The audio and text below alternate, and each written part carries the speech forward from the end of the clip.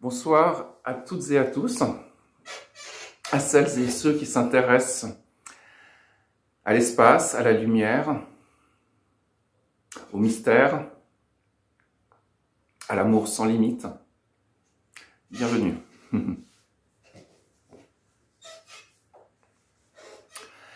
Je vous invite à faire un petit exercice rigolo. Par exemple, regardez sa main. Si tu regardes maintenant ta main, ou n'importe quoi d'autre, hein, ça peut être la flamme d'une bougie, ça peut être une fleur, une voiture, mais ça peut être aussi des choses qui sont à l'intérieur de nous, ça pourrait être une sensation, une émotion, même une pensée. Ouais, moi j'aime bien faire avec la main. Alors, regarde ta main, maintenant, pendant juste quelques instants, sans savoir ce que c'est une main, sans savoir la définition d'une main. Tout le monde a des connaissances qui ont été apprises à l'école, qui ont été apprises par l'éducation, par l'exemple que nous ont donné nos parents, nos amis, notre entourage, etc. Et tout ça, ça fait que, bien sûr, on sait ce que c'est une main. Donc l'idée maintenant, c'est de déposer ça. Je mets de côté ce que je sais sur ce que c'est une main, sur ce que c'est ma main. Parce qu'en fait, tout ça, toute cette connaissance, c'est que de la mémoire. Donc c'est pas très difficile de mettre de côté complètement cette mémoire et de faire en sorte que, par exemple, maintenant, voilà, tu viens d'arriver sur Terre, juste à l'instant, mais tu sais pas du tout ce que t'es, t'as aucune connaissance sur rien, t'es tout neuf, c'est l'instant présent pur, et là, dans ce contexte, je t'invite à regarder ta main juste pendant quelques instants, et on va voir qu'est-ce qui va se passer.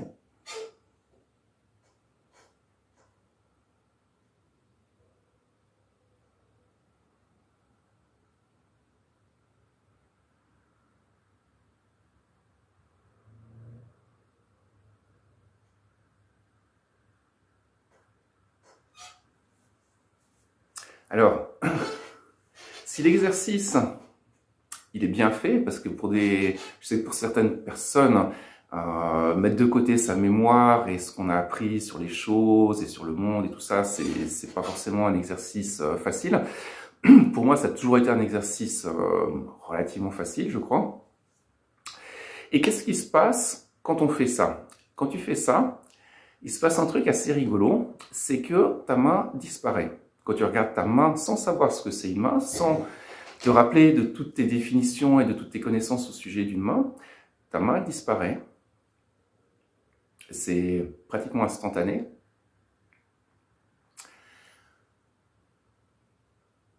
Toi, tu disparais aussi, parce que dès que ta main disparaît en tant qu'objet de perception, bah, le percevant, c'est-à-dire le moi, le petit je, disparaît.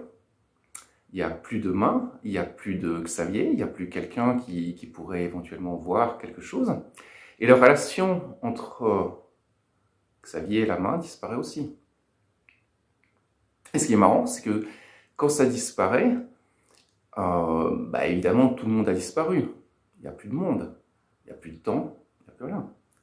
C'est facile, c'est direct. Moi, j'aime bien le faire avec la main, parce que c'est assez pratique. En général, elle est tout le temps avec nous. Mais tu peux le faire avec je sais pas, ce que tu veux, une image, une bougie, un cheval, un dromadaire. C'est pas tellement ce qu'on regarde, c'est la qualité du regard. Et qu'est-ce qui reste? Parce qu'on n'est pas mort. Quand la main elle disparaît, quand le moi ordinaire disparaît, quand la relation entre les deux disparaissent, quand il n'y a plus ni moi, ni monde, ni relation entre les deux, qu'est-ce qui reste?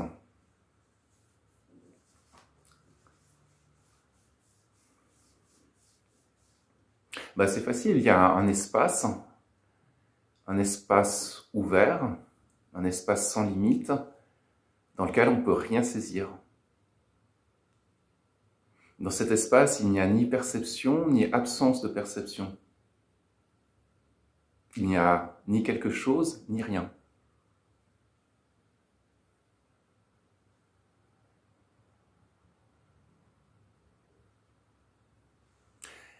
Et cet espace,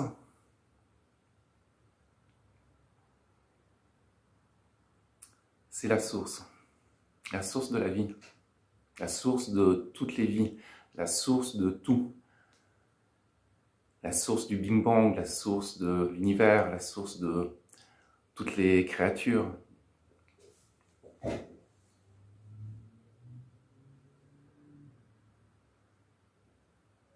Et ça, c'est vraiment l'entrée. Pour moi, c'est l'entrée sur le chemin, c'est l'entrée dans le courant, c'est l'entrée dans l'axe vertical de la vie.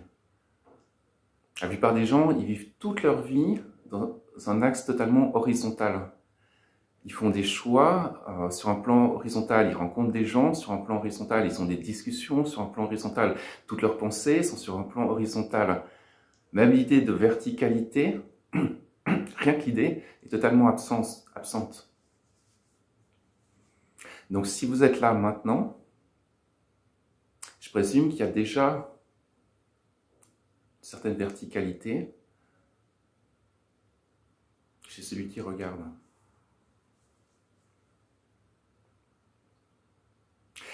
Après, quand on revient, disons, à la réalité ordinaire, mais ce petit exercice n'est pas si facile qu'il en a l'air, parce que très souvent, ce qui se passe, c'est que quand on va dans cet espace où on ne peut rien saisir, comme dans cet espace, il n'y a plus de sujet ni d'objet, il n'y a plus moi et quelque chose, moi et le monde, moi en interaction avec ceci ou cela, c'est déstabilisant. Déstabilisant, je ne sais pas si c'est le mot juste, mais en tout cas, on sort vraiment du domaine du connu. On sort vraiment de ce qu'on a l'habitude, de ce à quoi on a été entraîné. Parce qu'en fait, à l'école, on nous entraîne à tout un tas de trucs, à développer tout un tas de capacités, savoir lire, savoir compter, connaître, je sais pas moi, la géographie, la biologie, la physique, plein de choses. Mais on ne nous entraîne absolument pas à explorer cet espace, à prendre conscience de cet espace. En général, nos parents, ils nous transmettent une foule de connaissances, ils nous apprennent à parler, ils nous apprennent à marcher, etc. Et ça, c'est super. Mais ils ne nous disent rien au sujet de cet espace.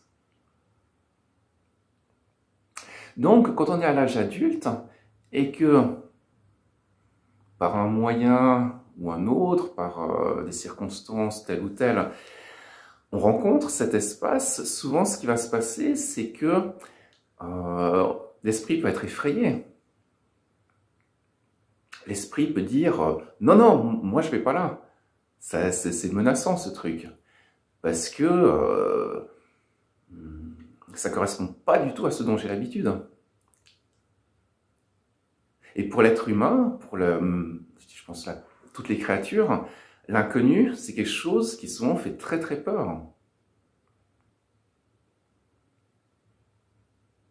Par exemple, pour moi, pendant longtemps, l'inconnu, c'était quelque chose qui m'attirait énormément, mais qui m'effrayait énormément. Un peu comme la montagne. J'avais fait un petit peu d'alpinisme quand j'étais un petit peu plus jeune. Et les montagnes, c'est haut sommet et tout, l'ambiance qu'elles dégageaient, ça m'attirait énormément, mais ça m'effrayait aussi énormément. Et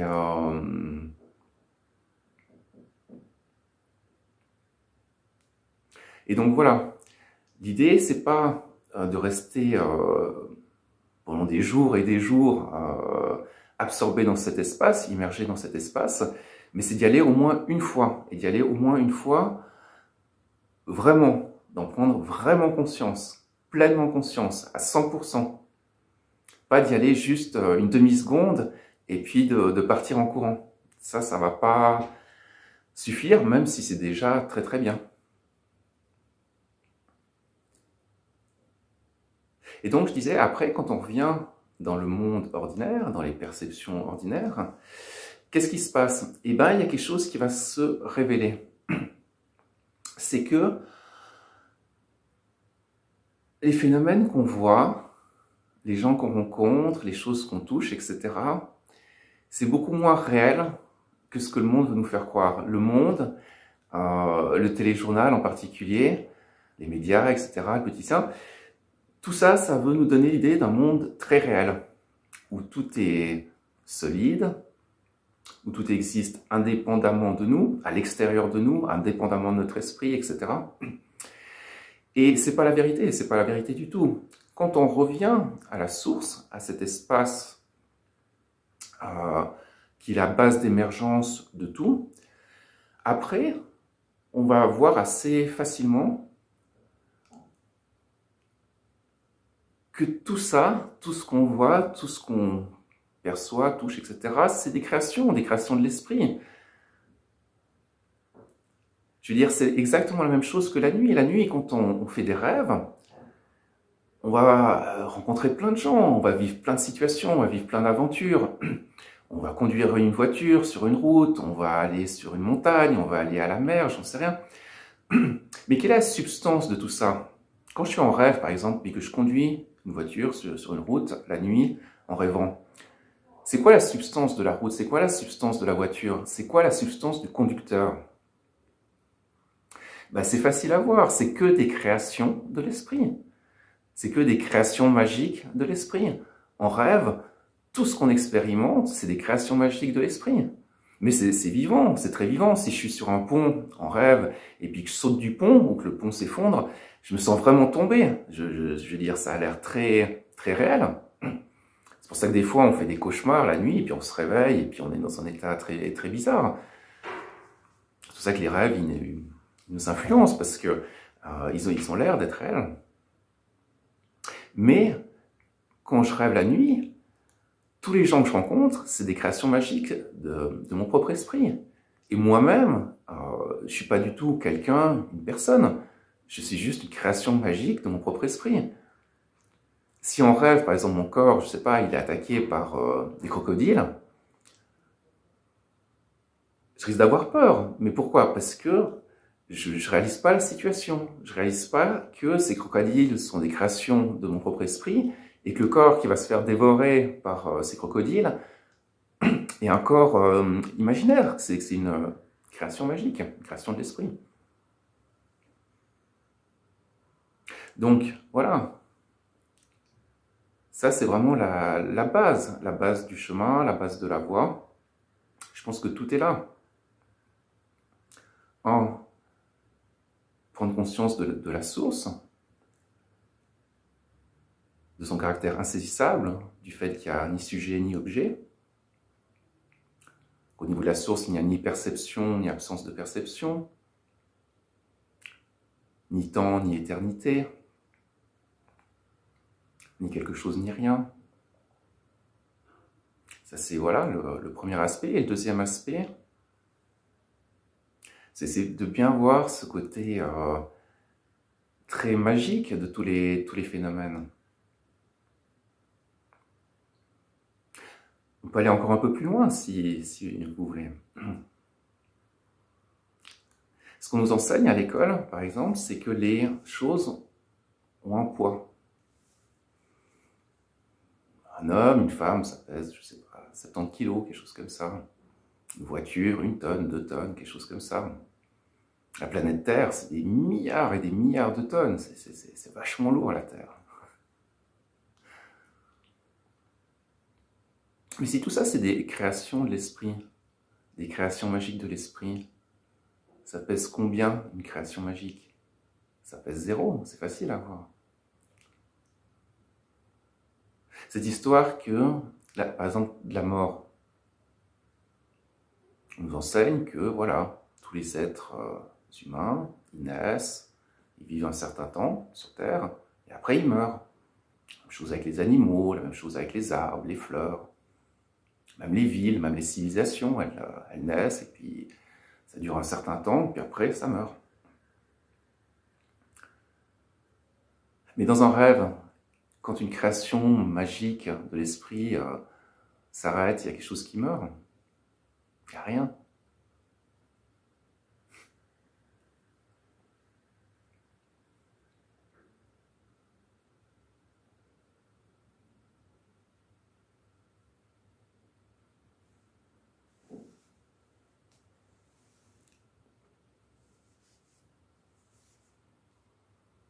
Le monde, c'est une création magique de l'esprit. Il n'a pas de poids, il n'a pas de densité, il n'a pas d'âge, il n'a pas de sexe.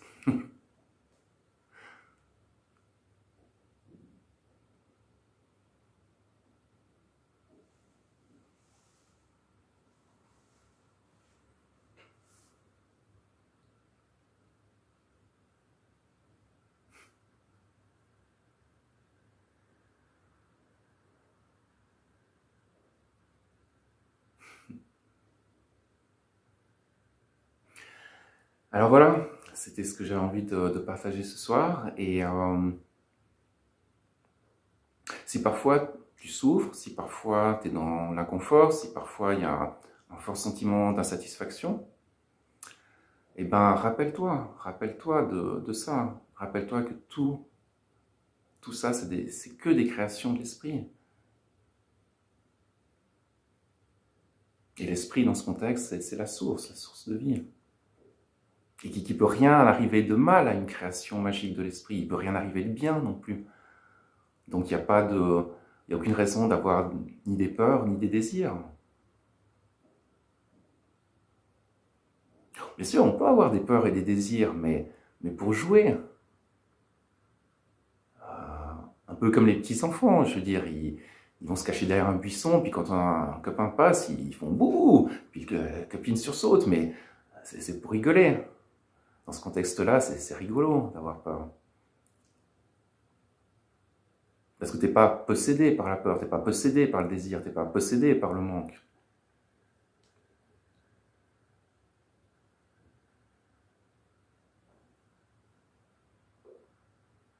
Si en rêve, par exemple, tu vois une jolie fille, ou un joli garçon, alors, si tu sais que tu rêves, c'est pas du tout la même histoire que si tu le sais pas.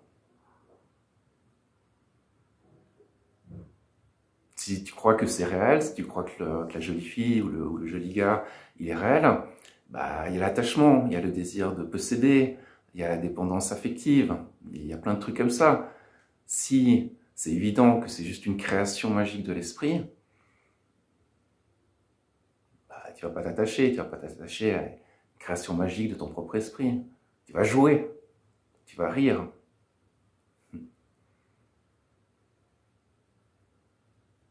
Et si voilà, si une fois il y a quelque chose qui crée une forme de souffrance dans ta vie, bah rappelle-toi de ce que tu es, rappelle-toi de ta vraie identité. Ta vraie identité, c'est cette lumière de rêve qui prend toutes les formes. Est-ce que quand elle prend la forme, par exemple, d'un Xavier qui souffre, ou d'un tel qui souffre, ou d'une telle qui souffre, est-ce que c'est un problème?